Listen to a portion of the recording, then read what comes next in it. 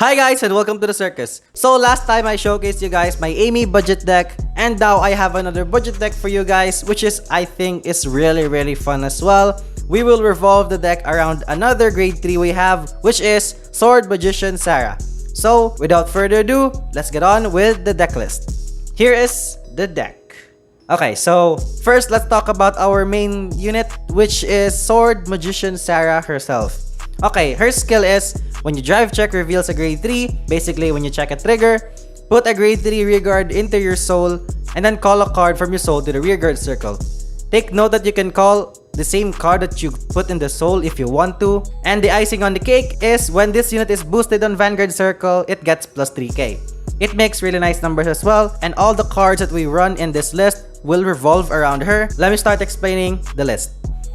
So, we run our 4 Midnight Invaders because he's the best grade 3 rearguard that we have aside from Alice. If you don't have Alice's, you can just run Midnight Invader instead because we rely on our Vanguard skill. He makes nice numbers and gets over 11k base Vanguards, which is the number that most decks currently have right now. He is our heal, and all other grade 3s that we run in this list are gonna be grade 3 fodders for our Sarah's skill.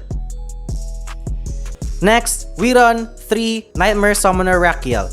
Okay, so I ran him instead of Golden Beast Tamers and other units like Farah because he's still pretty useful as a backup ride target. He is our default limit break, but that limit break can really help you because it makes really nice numbers. His on-play skill, which is Counter Blast 2 and call a card from Soul, can be really useful sometimes because we don't really use Counter Blast that much in this deck, so a 2-point Counter Blast isn't that much of an issue, at least in my experience with playing with this deck.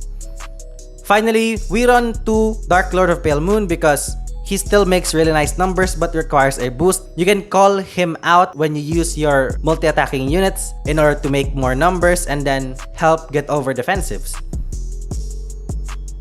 That's about it for the grade 3s. On the grade 2s, we run 3 Dancing Princesses of the Night Sky. I only run her at 3 because we don't really use that much Counter Blast, and sometimes we do need specific cards in the soul, so having her can fetch those units, like for example a Glenn, a Jill, or sometimes a Quantum Mechanics or a Fire Juggler.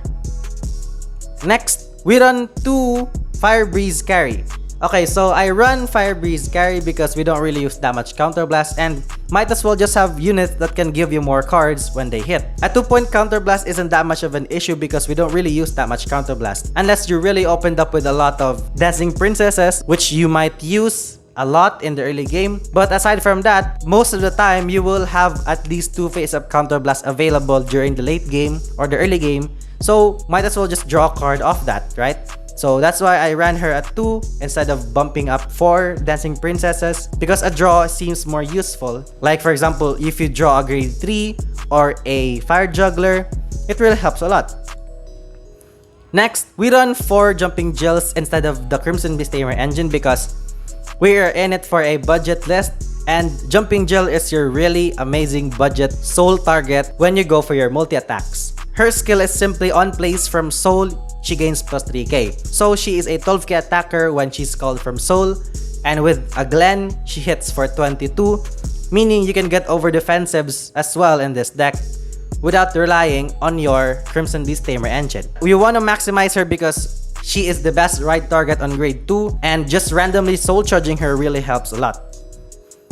Speaking of soul chargers, we run 4 Nitro Jugglers for the soul chargers because we need cards in soul. Like for example, if you randomly soul charge a grade 3 in soul, that's not bad at all because you can just call it out via Girl Across the Gap or Quantum Mechanics.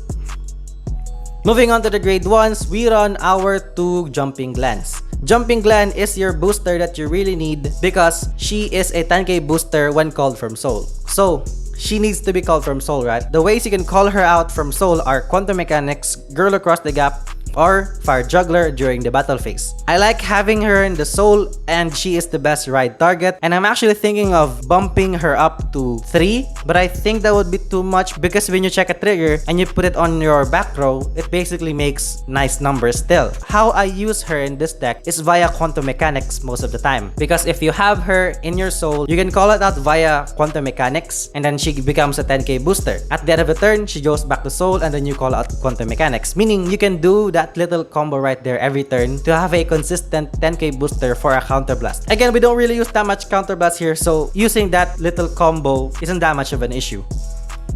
Speaking of the devil, we run 2 quantum mechanics because, again, as I said in my previous decks, quantum mechanics opens up your soul for a lesser cost. He is really useful to fetch out units from your soul. For example, if you have a grade 3 in your soul and you don't have one in hand, you can call that unit out via quantum mechanics and then do your combo. The sad part is when you use that combo and then you scoop in the grade 3 called for magician and quantum mechanics doesn't go back out. I call a grade 3 when I need to, or I just have another copy of quantum mechanics in hand. But aside from that, I always call Glenn via quantum mechanics skill. Next, we run our 3 fire jugglers because she really pairs well with sword magician Sarah, because they both have the same requirement where you need to check a grade 3 or basically a trigger. Having her as a booster when you check a grade 3 makes really amazing combo plays when you have her, because you can either reset an entire column or call 2 more attackers, which is really nice, and it doesn't require to hit. It just needs a grade 3 check, which is a high roll type of multi-attack like I said before, but if it pops off, it really pops off. Finally, we run our 2 skull jugglers for the soul chargers because we still need soul in this deck, so might as well just put the remaining slots onto skull juggler.